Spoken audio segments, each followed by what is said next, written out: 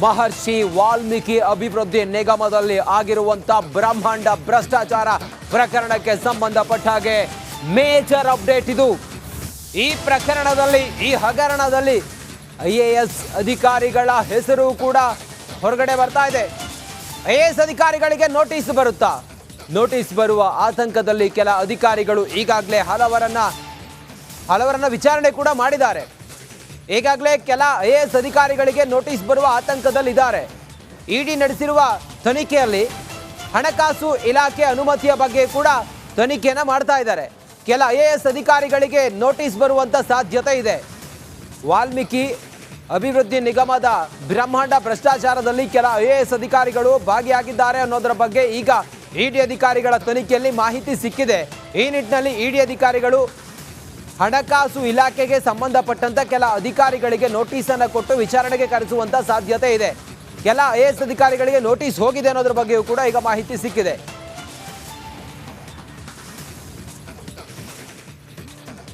ಮತ್ತಷ್ಟು ಮಾಹಿತಿಯೊಂದಿಗೆ ನಮ್ಮ ಸೀನಿಯರ್ ಕಲೀಗ್ ವಿಜಯ್ ಈಗ ನೇರ ಸಂಪರ್ಕದಲ್ಲಿ ಜಾಯ್ನ್ ಆಗಿದ್ದಾರೆ. ವಿಜಯ್, ಈ ಹಗರಣದಲ್ಲಿ IAS ಅಧಿಕಾರಿಗಳ ಭಾಗಿ ಹೇಗೆ, ಇಡಿ ಅಧಿಕಾರಿಗಳ ಬಳಿ ಏನು ಮಾಹಿತಿ ಇದೆ, IAS ಅಧಿಕಾರಿಗಳು ಇದರಲ್ಲಿ ಇದ್ದಾರೆ ಅನ್ನೋದ್ರ ಬಗ್ಗೆ ವಿಜಯ್?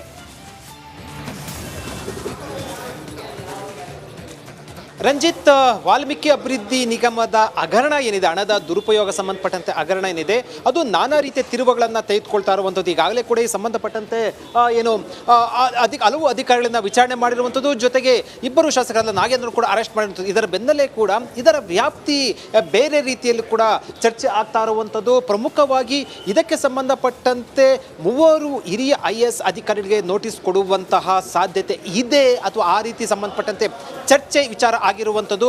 ಯಾಕಂದ್ರೆ ಇದಕ್ಕೆ ಸಂಬಂಧಪಟ್ಟಂತೆ ಹಣಕಾಸು ಇಲಾಖೆಯ ಅನುಮತಿ ಏನಾದರೂ ಕೂಡ ಸಂಬಂಧಪಟ್ಟಂತೆ ಇದರಲ್ಲಿ ಏನಾದರೂ ಕೂಡ ಇದೆಯಾ ಅನ್ನೋ ಬಗ್ಗೆ ಕೂಡ ಸಾಕಷ್ಟು ತನಿಖೆ ನಡೆಸ್ತಾ ಇರುವಂಥದ್ದು. ಇದಕ್ಕೆ ಸಂಬಂಧಪಟ್ಟಂತೆ ಕೂಡ ಅಧಿಕಾರಿಗಳ ವಿಚಾರಣೆಯಲ್ಲಿ ಕೂಡ ಸಾಕಷ್ಟು ಸಮಗ್ರವಾಗಿ ತನಿಖೆ ಮಾಡ್ತಾ ಇರುವಂಥದ್ದು. ಈ ಎಲ್ಲ ಬೆಳವಣಿಗೆ ಬೆನ್ನಲ್ಲೇ IAS ಅಧಿಕಾರಿಗಳಿಗೆ ಈ ಹಗರಣ ಸಂಬಂಧಪಟ್ಟಂತೆ ಹೆಚ್ಚಿನ ಮಾಹಿತಿ ಸಂಬಂಧಪಟ್ಟಂತೆ ನೋಟಿಸ್ ಕೊಡುವಂತಹ ಸಾಧ್ಯತೆ ಇದೆ. ಅವರಿಗೆ ವಾಲ್ಮೀಕಿ ಅಭಿವೃದ್ಧಿ ನಿಗಮದಲ್ಲಿ ಹಗರಣದ ವಿಚಾರದಲ್ಲಿ ಕೆಲ IAS ಅಧಿಕಾರಿಗಳ ಹೆಸರು ಈಗ ಕೇಳಿ ಬರ್ತಾ ಇದೆ.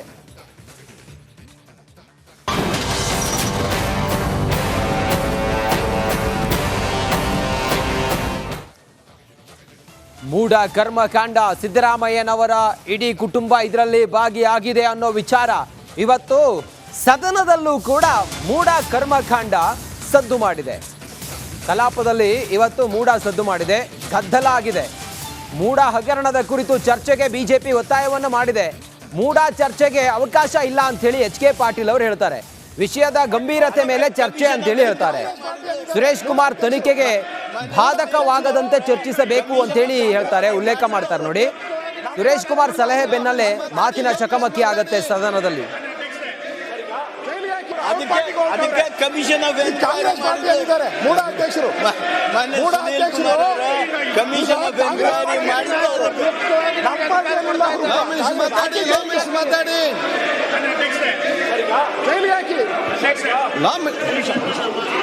ಆನರಬಲ್ ಆಯ್ತು, ಕೂತ್ಕೊಳ್ಳಿ. ಮತ್ತೆ ಚರ್ಚೆ ಮಾಡುವಾಗ ಚರ್ಚೆ ಬರುವಾಗೆಲ್ಲ ಮಾತಾಡಿ, ಎಲ್ಲರಿಗೂ ಅವಕಾಶ ಕೊಡ್ತೇವೆ. ಅವಾಗ ಈಗ ನೀವು ಇಡೀ ಸಮಾಜ ಇವತ್ತು ಗಮನಿಸ್ತಾ ಇರುವಾಗ you have taken a very bad brief. So ಅದಕ್ಕೋಸ್ಕರ ನಾನು ಸಭಾಧ್ಯಕ್ಷರು ಕೇಳ್ಕೊಳ್ಳೋದು, let us not go into this nitty gritty. ಇವತ್ತು ನಾನು ಹೇಳಿದಾಗೆ ದೊಡ್ಡ ಚರ್ಚೆ ಆಗ್ತಾ ಇದೆ. ಇದು ನೀಡ್ಲ್ ಆಫ್ ಸಸ್ಪಿಷನ್ ಅಂತ ಒಂದು ಪದ ಇದೆ. ನೀಡ್ಲ್ ಆಫ್ ಸಸ್ಪಿಷನ್ ಇವತ್ತು ರಾಜ್ಯದ ಬಹಳ ಮುಖ್ಯವಾದ ವ್ಯಕ್ತಿಯ ಕುಟುಂಬದ ಕಡೆ ಇವತ್ತು ತೋರಿಸ್ತಾ ಇದೆ. ಸೊ ಅದ್ರ ಬಗ್ಗೆ ಇರುವಾಗ ಈ ಸದನದ ಜವಾಬ್ದಾರಿ ಇದೆ. We should discuss, let them answer, let them defend, ಎಲ್ಲಾನು ಮಾಡಲಿ. ಅದೇ ಅವಕಾಶನೇ ಕೊಡೋದಿಲ್ಲ. Quasi judicial body. ನಿನ್ನೆ ಏನಾಗಿತ್ತು ನಿಮ್ಗೆ? ನಿನ್ನೆ ಹೈಕೋರ್ಟ್ ಅಲ್ಲಿ ಇರುವಾಗ, ಇಡಿ ಮಾಡ್ತಾ ಇದ್ದಾಗ ಚರ್ಚೆಗೆ ಯಾಕೆ ಅವಕಾಶ ಕೊಟ್ರಿ? ನಿನ್ನೆ ಶಿವಲಿಂಗೇಗೌಡರಿಗೆ ಕೊಟ್ರಲ್ಲ, ಗೌಡ್ರನ್ನ ಮಾತಾಡಕ್ಕೆ ಬಿಡಲಿಲ್ಲ. ಶಿವಲಿಂಗೇಗೌಡರಿಗೆ ಆ ಅವಕಾಶ ಕೊಟ್ಟಿದ್ದು, ಮೊದಲು ತಮ್ಗೆ ಅವಕಾಶ ಕೊಟ್ಟಿದ್ದು ಸ್ಪೀಕರ್ ಅವರು. ಆಯ್ತಾ? ಕರೆಕ್ಟ್ ಅಲ್ಲ, ಚರ್ಚೆಗೆ ಇಲ್ಲ, ನೀವು ಚರ್ಚೆಗೆ ಹಾಕ್ಬಿಟ್ರು. ಚರ್ಚೆಗೆ ಇಲ್ಲ ಇಲ್ಲ. ಮೂಡ ಹಗರಣದ ಬಗ್ಗೆ ನಿಲುವಳಿ ತಿರಸ್ಕಾರ ಪ್ರಸ್ತುತ ವಿಷಯ ಅಲ್ಲ ಅಂತ ಹೇಳಿ ಸ್ಪೀಕರ್ ನಿಲುವಳಿಯನ್ನ ತಿರಸ್ಕಾರ ಮಾಡಿದ್ದಾರೆ. ತುರ್ತು ವಿಚಾರ ಅಲ್ಲ ಅಂತ ಹೇಳಿ ಸ್ಪೀಕರ್ UT ಖಾದರ್ ಅವರು ನಿಲುವಳಿಯನ್ನ ತಿರಸ್ಕಾರ ಮಾಡಿದ್ದಾರೆ. ನಿಲುವಳಿ ಸೂಚನೆ ತಿರಸ್ಕರಿಸ್ತಾ ಇದ್ದಂತೆ ಸದನದಲ್ಲಿ ಸದ್ದು ಗದ್ದಲ ಕೋಲಾಹಲವೇ ಸೃಷ್ಟಿಯಾಯಿತು.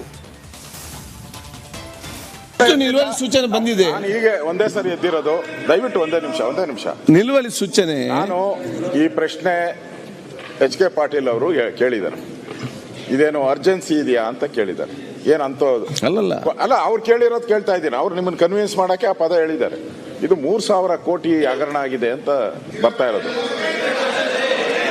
3,000 ಕೋಟಿ ಹಗರಣ ಅಂತ ಹೇಳಿರೋದು. ಒಂದ್ ಸೆಕೆಂಡ್, ಈಗ ಮತ್ತೆ ಒಂದು ಸೆಕೆಂಡ್, ಇದು ಇವತ್ತಾಗಿರೋ ಈಗ ನೋಡಿ, ಈಗ ರೀಸೆಂಟ್ ಅಲ್ಲ ಅಂತ ಹೇಳಿದ್ದೀರಾ. ದಯವಿಟ್ಟು ಕೂತ್ಕೊಳ್ಳಿ ನೀವು ಒಂದು ಸೆಕೆಂಡ್ ಕೂತ್ಕೊಳ್ಳಿ. ಈಗ ಯಾವ ನಿಲುವಳಿ ಸೂಚನೆ ಇವತ್ತು ಪ್ರತಿಪಕ್ಷ ತಂದಿದ್ದಾರೆ, ಅದು ಬಹುಶಃ ಇವತ್ತು ತುರ್ತಾದ ವಿಚಾರ ಕೂಡ ಅಲ್ಲ. ಮತ್ತೆ ಅಲ್ಲಿ ಜುಡಿಷಿಯಲ್ ಎನ್ಕ್ವೈರಿದ ಕಾರಣ ಈ ನಿಲುವಳಿ ಸೂಚನೆ. ಮೂಡ ಇಕ್ಕಳದಲ್ಲಿ CM ಸಿದ್ದರಾಮಯ್ಯ ನೊಣ ತಿಂದು ಜಾತಿ ಕೆಡಿಸ್ಕೊಳ್ಬೇಡಿ. ಸಿದ್ದರಾಮಯ್ಯನವರು ಭ್ರಷ್ಟ ಅಂತ ಹೇಳಿ ನಾನು ಹೇಳೋದಿಲ್ಲ. ಸಿದ್ದರಾಮಯ್ಯನವರು ಭ್ರಷ್ಟ ಅಂತ ಹೇಳಿ ನಾನು ಹೇಳೋದಿಲ್ಲ. ಮಾಜಿ ಸಂಸದ ಪ್ರತಾಪ್ ಸಿಂಹ ಈ ಮಾತನ್ನು ಹೇಳಿದ್ದಾರೆ ನೋಡಿ. ಸಿದ್ದರಾಮಯ್ಯ ಅಷ್ಟೇನು ಆಸ್ತಿವಂತ ಅಲ್ಲ. 14 ಸೈಟ್ಗಳಿಗೆ ವರ್ಚಸ್ಸು ಕುಗ್ಗಿಸಬೇಡಿ ಸಿದ್ದರಾಮಯ್ಯನವರದ್ದು. ಮೂಡಾಗೆ ಸೈಟ್ ಕೊಟ್ಟು ಘನತೆಯನ್ನು ಉಳಿಸಿಕೊಳ್ಳಿ ಅಂತ ಹೇಳಿ ಮಾಜಿ ಸಂಸದ ಪ್ರತಾಪ್ ಸಿಂಹ ಹೇಳಿದ್ದಾರೆ. 20 ವರ್ಷಗಳಲ್ಲಿ ಯಾರ್ಯಾರು ಮುಖ್ಯಮಂತ್ರಿ ಆಗಿದ್ದಾರೆ ಅವರ ಆರ್ಥಿಕ ಸ್ಥಿತಿಗತಿಯನ್ನು ಹೋಲಿಸಿದ್ರೆ ನಾನು ಇವತ್ತಿಗೂ ಕೂಡ ನಿಮ್ಮನ್ನು ಭ್ರಷ್ಟ ಅಂತ ಹೇಳಲಿಕ್ಕೆ ನಾನು ರೆಡಿ ಇಲ್ಲ.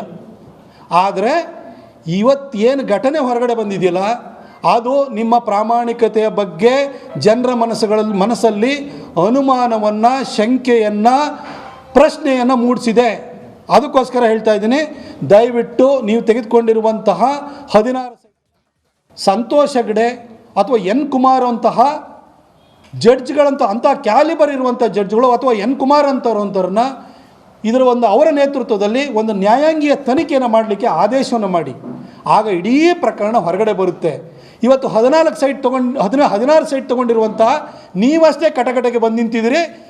ಅದು ನೀವು ಆ ಸೈಟನ್ನು ಸರೆಂಡರ್ ಮಾಡಿ ಒಂದು ಕೂಲಂಕಷವಾದಂಥ ತನಿಖೆಗೆ ಒಬ್ಬ ಸಂತೋಷ್ ಹೆಗ್ಡೆ ಅಥವಾ N ಕುಮಾರ್ ಅವರಂತಹ ಕ್ಯಾಲಿಬರ್ ಇರುವಂತಹ ಅಂತಹ ಒಂದು ಟ್ರ್ಯಾಕ್ ರೆಕಾರ್ಡ್ ಇರುವಂತಹ ಜಡ್ಜ್ಗಳ ನೇತೃತ್ವದಲ್ಲಿ ಒಂದು ನ್ಯಾಯಾಂಗೀಯ ತನಿಖೆಗೆ ಆದೇಶವನ್ನು ಮಾಡಿದರೆ ನೀವು ಒಳ್ಳೆಯ ಮೇಲ್ಪಂಕ್ತಿಯನ್ನು ಹಾಕ್ಕೊಡ್ಬೋದು.